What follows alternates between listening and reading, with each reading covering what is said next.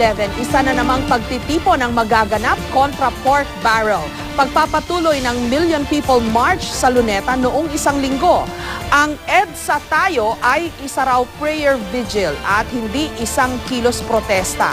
Pero sa Facebook page mismo ng EDSA Tayo na itinayo para sa pagtitipon, may mga nagkokomento na baka raw nahaluan na ng ibang layunin ng pagtitipon. Ang mga organizer binigyang diin na walang placard, walang banner at higit sa lahat, wala raw sigawang magaganap sa EDSA Tayo. At hindi katulad ng mga naunang EDSA 1, 2 at 3, wala raw panawagan para sa pagbaba ng Pangulo at kahit sino pang nasa pwesto. Ang tagumpay ng pagtitipon nakasalalay marahil sa pagpapanatili ng orihinal na intensyon ng Million People March. Ang busisiin ng pork barrel issue na walang halong politika.